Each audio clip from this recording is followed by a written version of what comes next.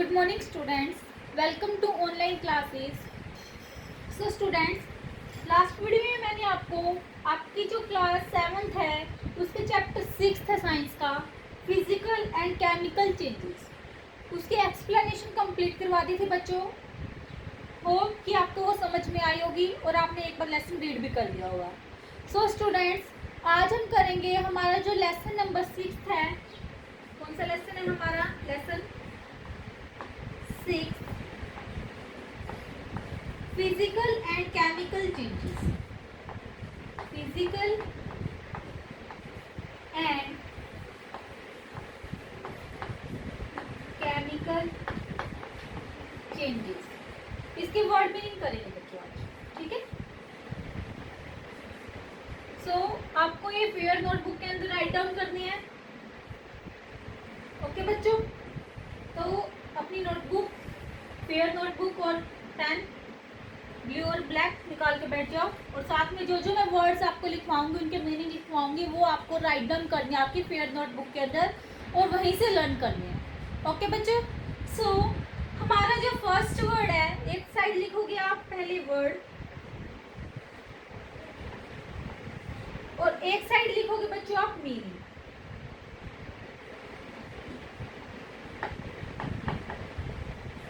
Okay,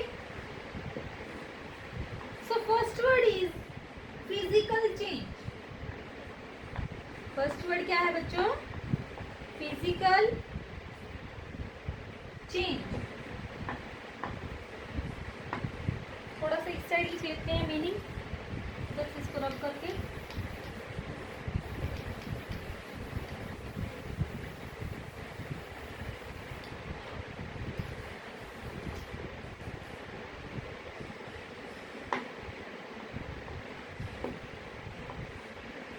तो हम लिखेंगे इसके मीनिंग, ठीक है। बीच में एक लाइन निकालो। So first word is physical change. तो फिजिकल चेंज का मीनिंग क्या होता है बच्चों? भौतिक चेंज। क्या होता है फिजिकल चेंज का मीनिंग? भौतिक चेंज, भौतिक बदलाव।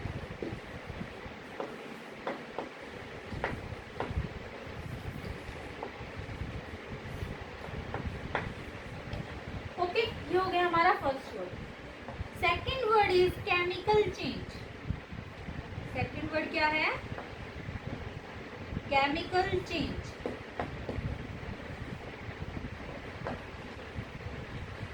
केमिकल चेंज का मीनिंग होता है बच्चों रासायनिक बदलाव। क्या मीनिंग होता है? रासायनिक बदलाव।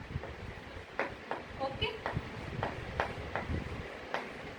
नेक्स्ट वर्ड है हमारा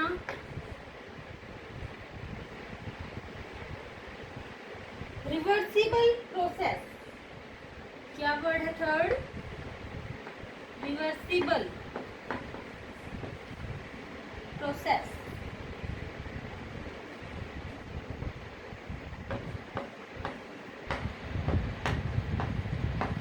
रिवर्सिबल प्रोसेस का मीनिंग होता है प्रतिवर्ती प्रक्रिया। क्या होता है? प्रतिवर्ती प्रक्रिया।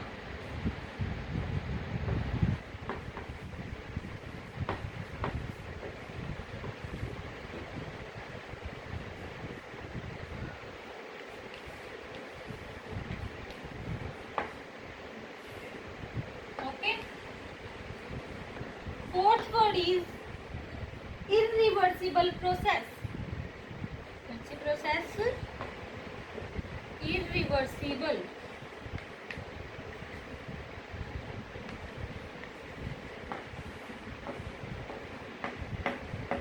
Irreversible प्रोसेस का मीनिंग होता है बच्चों अपरिवर्तनशील प्रक्रिया।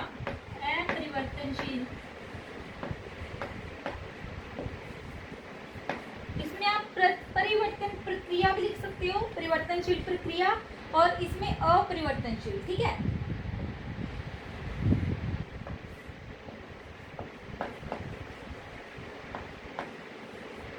अगर किसी को ये वर्ड याद ना हो तो इसकी जगह परिवर्तनशील भी लिख सकते हो, ठीक है।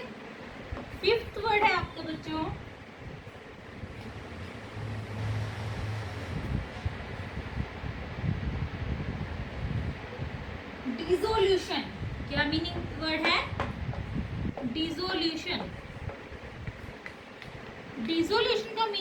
है बच्चों द्रवीकरण।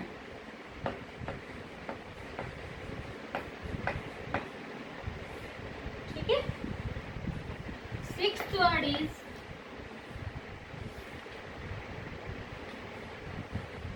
वेपोराइजेशन।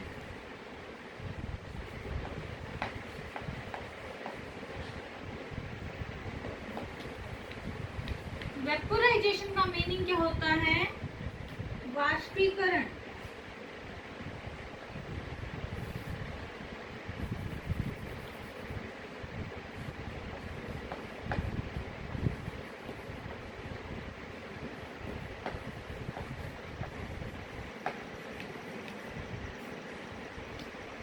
नेक्स्ट वर्ड है बच्चों कंडेंसेशन। क्या वर्ड है नेक्स्ट? कंडेंसेशन।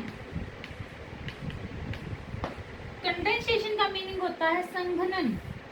क्या मीनिंग होएगा इसका? संघनन।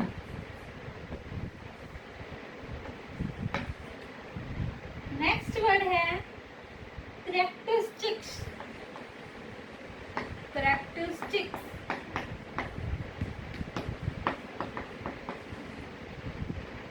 कैरेक्टरिस्टिक्स का मीनिंग होता है विशेषताएं। क्या मीनिंग होगा कैरेक्टरिस्टिक्स का? विशेषताएं। ओके। नेक्स्ट वर्ड है टेम्परेरी। टेम्परेरी का मीनिंग होता है अस्थाई। क्या मीनिंग होगा?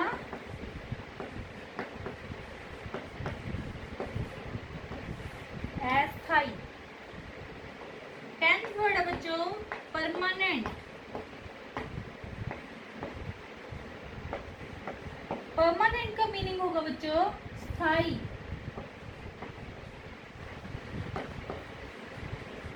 ठीक है। ऊपर वाले अपनी कर ली होंगी, इनको मैं रब कर देती हूँ फर्स्ट 5 को।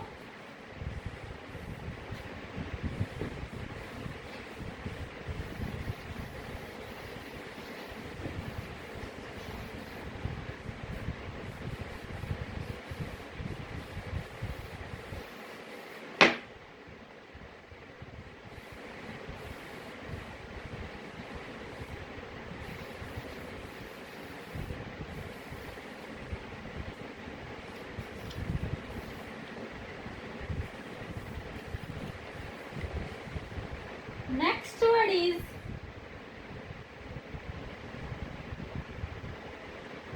रस्टिंग।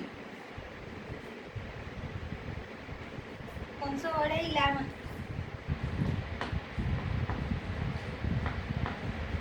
रस्टिंग। रस्टिंग का मीनिंग होता है जंग लगना।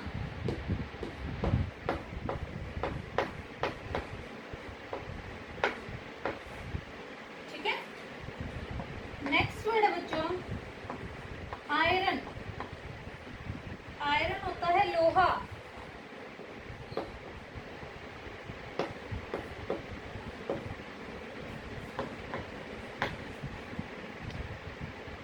नेक्स्ट वर्ड इज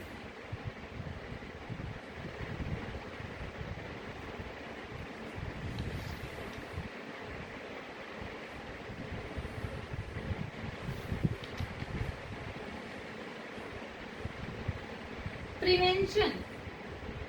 क्या वर्ड है? प्रिवेंशन। प्रिवेंशन का मीनिंग होता है बच्चों बचाव।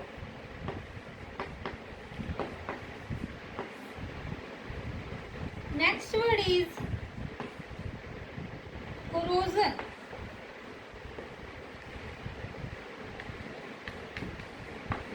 कोरोजन का मीनिंग भी होता है जंग। क्या होता है? जंग या फिर संचारण।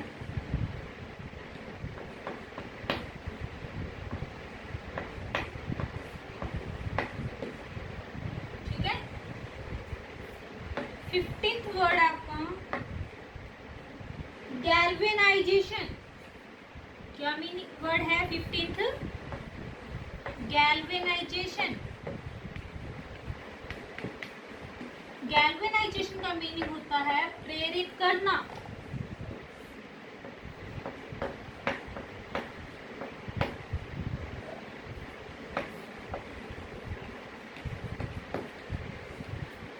कि नीचे वाले अपने राइट डाउन कर लिए होंगे, इनको भी रब कर रही हूँ मैं।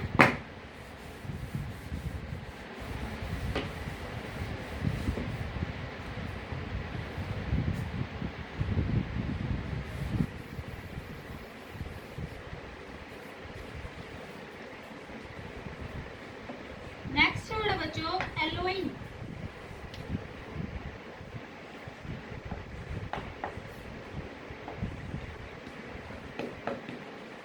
एलोइंग का मीनिंग होता है मिश्र धातु या फिर मिलावट करना।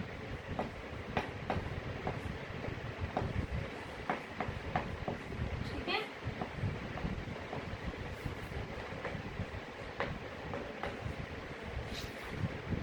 And last word is sorry last नहीं है, इसके बाद एक और है 17th word is crystallization. Crystallization का मीनिंग होता है क्रिस्टलीकरण, क्रिस्टल्स बनाना। ठीक है,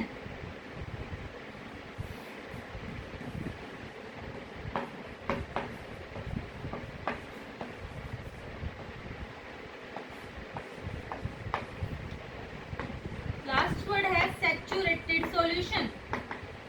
क्या वर्ड है हमारा नेक्स्ट? Saturated solution.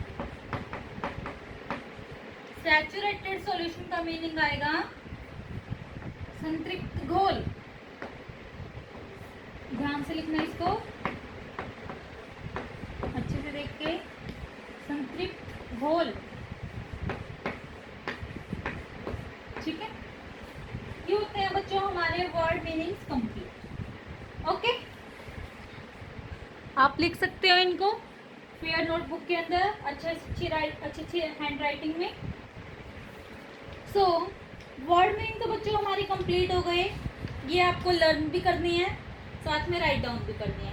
ओके, अब हम करेंगे आपकी बुक में जो पेज नंबर 91 पे दिए गए हैं एनसीईआरटी टेक्स्ट बुक क्वेश्चंस। आपकी बुक में जो टेक्स्ट बुक क्वेश्चंस दिए गए हैं एनसीईआरटी के, वो करेंगे हम 16 आपकी बुक में। ठीक है, आपको सिर्फ लर्न करनी है, राइट डाउन नहीं करनी, क्योंकि बुक के अंदर लिखी गई है तो आप वहीं से लर्न कर सकते हैं इनको। ओके बच्चों, सो आप ये करो एक बार वर्ड मीनिंग। अब मैं आपको करवाऊंगी NCERT text book questions. Okay,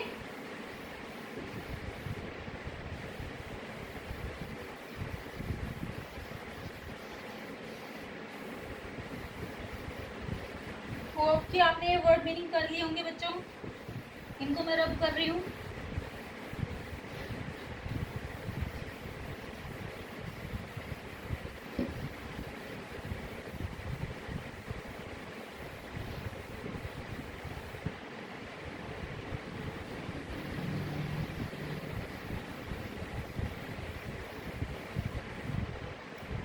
सो हम कर रहे हैं अब NCERT text book questions.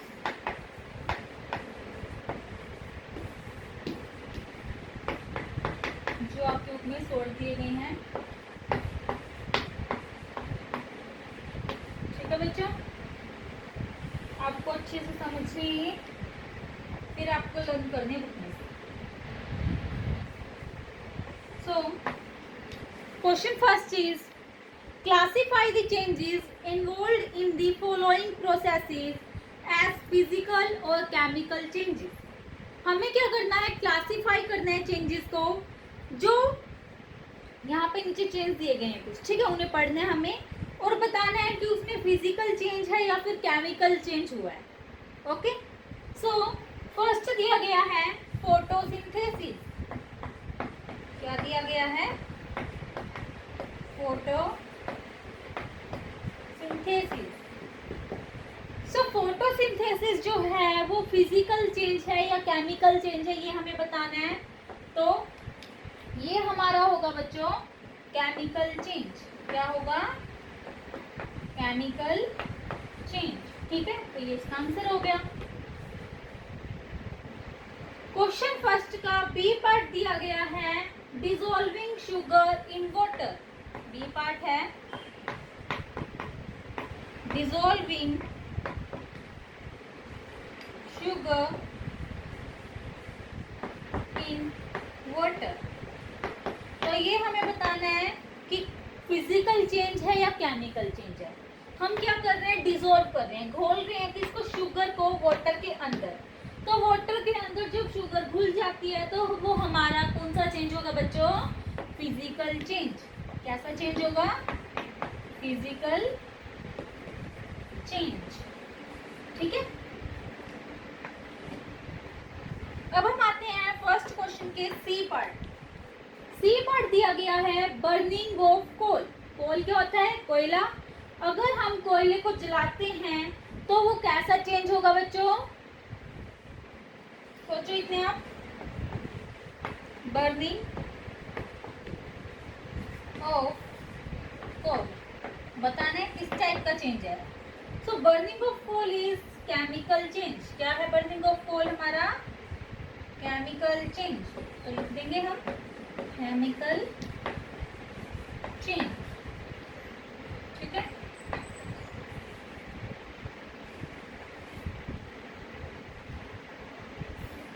D दिया गया है क्वेश्चन फर्स्ट का D part melting of wax. Wax अगर मेल्ट हो रही है तो क्या हम उसको दोबारा से प्राप्त कर सकते हैं? यस, बिल्कुल कर सकते हैं। तो ये हमारा कौन सा चेंज होगा? Physical change. तो डी पार्ट दिया गया है क्या? Melting of wax. So melting of wax is a physical change. मैंने यहाँ पे लिख दिया फिजिकल चेंज। ओके,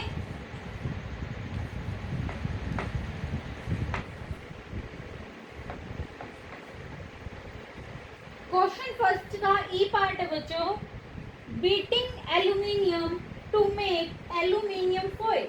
अगर हम बीट कर रहे हैं एल्यूमिनियम को एल्यूमिनियम फॉइल बनाने के लिए तो वो कैसा चेंज होगा? Answer is physical change. तो ई पार्ट दिया गया है बीटिंग एल्यूमिनियम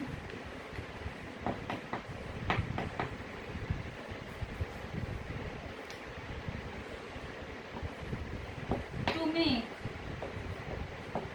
एल्यूमिनियम फॉइल।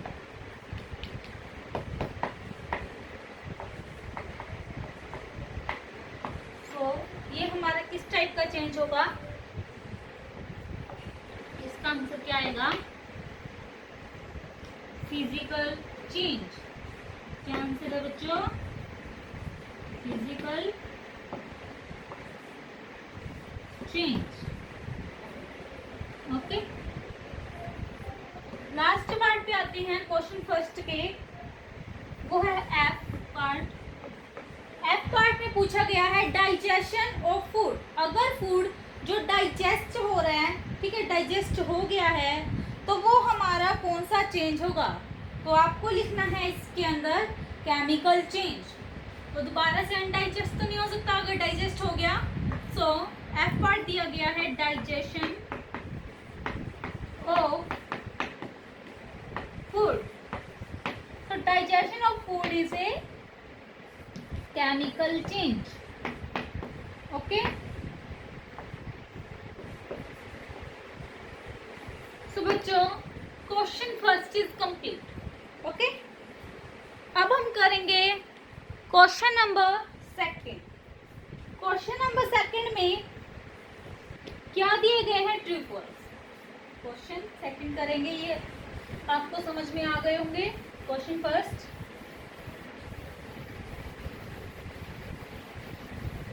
अब हम करेंगे बच्चों question number second of NCERT text book questions. बार बार बता रही हूँ आपको, सिर्फ लर्न करनी है, राइट डाउन नहीं करने फेयर नोटबुक के अंदर। ध्यान रखना इस बात का।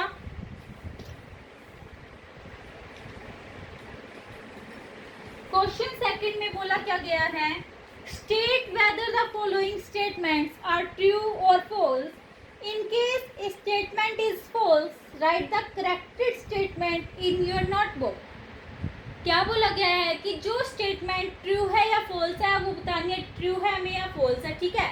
अगर कोई भी स्टेटमेंट फॉल्स है तो हमें बतानी है कि ट्रू स्टेटमेंट उसकी क्या बनेगी। ओके, फॉल्स की तो कोई ज़रूरी नहीं है, फॉल्स है तो सॉरी ट्रू है तो ट्रू है वो, ठीक है, सिर्फ ट्रू लिख देना उसके आगे। बट अगर फॉल्स है तो हमें बताना है कि वो फॉल्स क्यों है और उसकी करेक्ट स्टेटमेंट क्या होगी, ठीक है। सो क्वेश्चन सेकंड में ए पार्ट है। ए पार्ट में क्या बोला गया बच्चों, cutting A log of wood into pieces is a chemical change। कि अगर हम क्या कर रहे हैं, कट कर रहे हैं log of wood, लकड़ी के गट्ठे को पीसेस के अंदर, छोटे छोटे पार्ट्स, टुकड़ों के अंदर, तो वो एक केमिकल चेंज है। तो हमें बताना है कि केमिकल चेंज है या फिजिकल चेंज है। सो cutting a log of wood into pieces is a chemical change। तो आंसर दिया गया है आपकी बुक में फॉल्स। क्या दिया गया है, फॉल्स। सो करेक्ट स्टेटमेंट क्या लिखी गई है, cutting A log of wood into pieces is a physical change। Chemical की जगह क्या आ जाएगा, फिजिकल। आपको इतना लर्न करने की जरूरत नहीं है, वैसे बस आपको बताना है ट्रू है या फॉल्स है, ठीक है।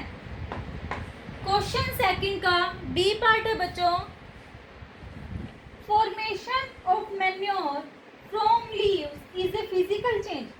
अगर क्या हो रही है फॉर्मेशन, फॉर्मेशन का मीनिंग होता है बनना। अगर मैन्योर होती है खाद बन रही है किससे, लीव्स से, पत्तों से, तो वो एक फिजिकल चेंज है। तो इसका आंसर भी क्या आएगा, फॉल्स। क्या आएगा बच्चों, फॉल्स। क्वेश्चन सेकंड के बी पार्ट का आंसर इज फॉल्स। सो जो फॉर्मेशन है मैन्योर की लीव्स से, वो एक टाइप का चेंज है, केमिकल चेंज, ठीक है। सो इसी वजह से ये स्टेटमेंट क्या है, फॉल्स है। सो अब हम आते हैं क्वेश्चन सेकंड के सी पार्ट पे। ओके, क्वेश्चन सेकंड का सी पार्ट क्या दिया गया है,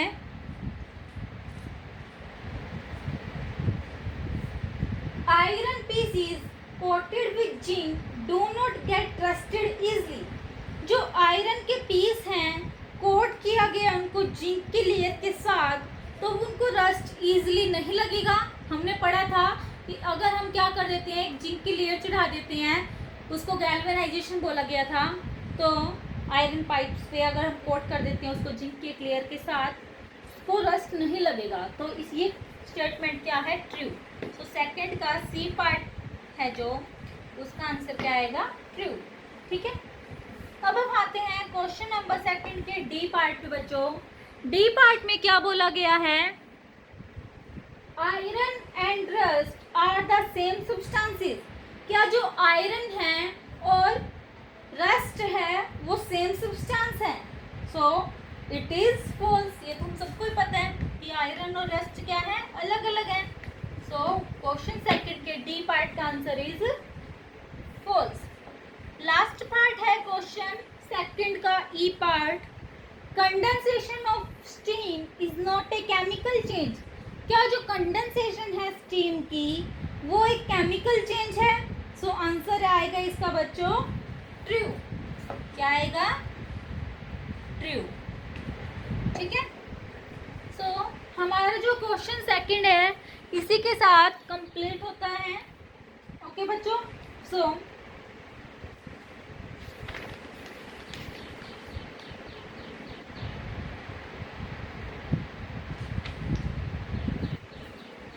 नेक्स्ट वीडियो में बच्चों हम करेंगे थर्ड क्वेश्चन से स्टार्ट, ठीक है। थर्ड क्वेश्चन से स्टार्ट करेंगे हम। तो बच्चों आज हमने क्या क्या पढ़ा, हमने सबसे पहले क्या रीड किया। सबसे पहले मैंने आपको बोला कि मैं आपको वर्ड मीनिंग करवाऊंगी, तो मैंने आपको वर्ड मीनिंग करवाए। वर्ड मीनिंग थे टोटल शायद 19 थे, पता नहीं 18 थे, 18-19 हमारे वर्ड मीनिंग हो गए हैं। वो आपको फिर नोटबुक के अंदर राइट डाउन करनी है स्टूडेंट्स। फिर हमने किए आपकी बुक में पेज नंबर 91 पे दिए गए हैं NCERT text book question solve. ठीक है, एनसीईआरटी टेक्स्ट बुक क्वेश्चंस जो दिए गए हैं बच्चों, उसका हमने फर्स्ट क्वेश्चन किया एंड सेकंड क्वेश्चन किया। फर्स्ट क्वेश्चन में क्या दिया गया था? फर्स्ट क्वेश्चन में दिए गए थे बच्चों, हमें बताना था कि फिजिकल चेंज है या फिर केमिकल चेंज है। कुछ चेंजेस दिए गए थे तो हमने वो बताए। उसके 6 पार्ट थे ए से एफ तक।